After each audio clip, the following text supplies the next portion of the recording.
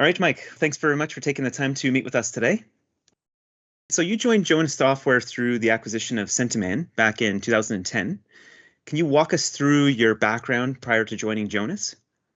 Yeah, so I started at Centaman late 90s, right before the dot-com business was booming. Centaman's a venue management platform, so ticketing and point of sale for zoos and aquariums. I actually joined through being a Centaman customer, and I joined the founder and opened up his office out of Melbourne, Australia. He was looking to expand, and so that seemed exciting. So we then opened a New Zealand office, and ultimately, he retired, and so I was involved in a management buy-in, buy-out. We bought out the founder along with private equity from ANZ Capital. At that time, I'd actually moved over to the United States. We were starting to expand, and around about that time, 2008, 2009, our private equity firm wanted out. We still wanted to do more things with the business. We met with a couple of different parties and we come across Jonas. Barry and Jeff McKee were the CEO and CFO at the time. They were in Australia looking at another acquisition and we liked what they had to say and we were able to work a deal out that kept the private equity backers happy. And that was how we became the first Australian acquisition of the Jonas Group.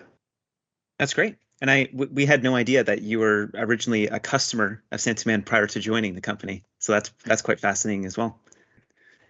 Can you describe your career progression since joining Jonas?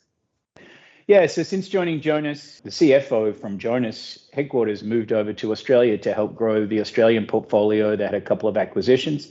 And as that portfolio grew, created room for me to move up and start running, first of all, the Centaman business, as well as then looking for other acquisition opportunities within the attraction space. And so I think we completed our first acquisition of Outbound Software in 2015. And that was a great eye-opener. It was my first acquisition from that side of the table. I found that was great. We started with something that was in my expertise, and it was ticketing software, same business, same industry, same clientele.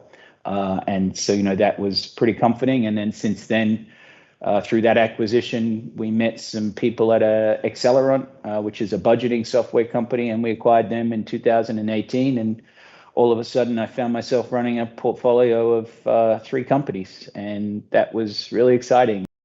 So at Jonas, we often talk about our ABCs as differentiators. So we have autonomy, our decentralized operating model, we have our buy and hold forever, so we never sell, which allows us to invest for the long term, and then our culture of sharing best practices. So, learning from the Jonas or CSI family of software companies. So how's your experience aligned with these 3 differentiators? Yeah, so I sort of was touching on that before, best practices sessions here at Jonas. I think I've been to 13 Jonas software universities or variations of such, which is conferences, best practice sharing, presentations that you have to both give and sit in. And, that was one of the exciting things about when I ran the acquisition of Accelerant, was that I was able to actually take those best practices and apply them to software I really didn't know anything about. And so I certainly see that there's a lot of opportunity within that. Again, within my portfolio, I now have Guest Vision, which is cosmetology and school and enterprise software for salons. And again, an area that is not my entire background or where I've put my whole life's work. So certainly all of those best practices and all of that in terms of managing an inter-vertical market software has really been key. And look, the autonomy is amazing, and it is what it says on the tin. My boss is in Brisbane, Australia. He lets me run the business using all the tools and things I've been given and make the decisions for that. So you now oversee multiple companies. You mentioned you started with, managing Centaman and then now taking on another couple of companies.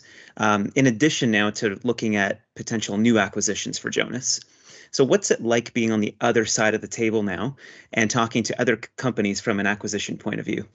It's fantastic. I like it. And one of the things that I've kept me in Centaman and made me excited about Centaman at the start is it's a complete attraction management system. So you spend a lot of time going into zoos and water parks and automating parts of their business. And, and a lot of the solutions that we have within Jonas are very detailed, and they're about what value can you add to the business? How can you help them be more efficient? And so, you really get to do that. You really have to get involved and analyze and learn all these different businesses. And, from M&A, that's really what you have to do as well to ensure that you can, decide if it's a good fit for the Jonas family, if it's going to, make sense, and if it's going to be something that's either a great business and or there's certain areas that we can help improve and help add value to. So I said a lot of it's about aligning with, learning different businesses. And so I certainly love doing that.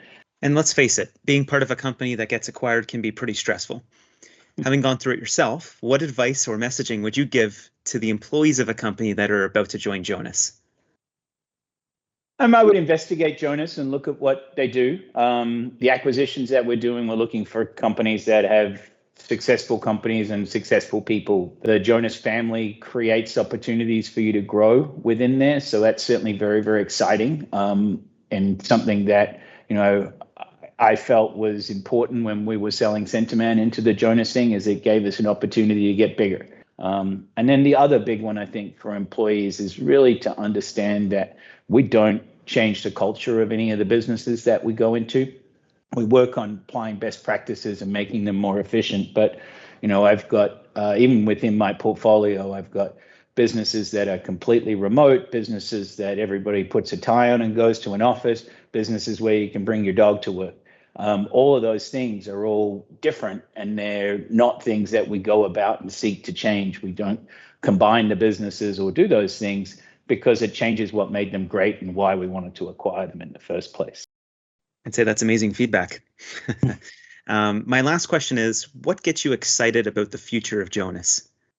For me personally, I like the growth story and the fact that every year we seem to do more and more acquisitions. So that excites me personally.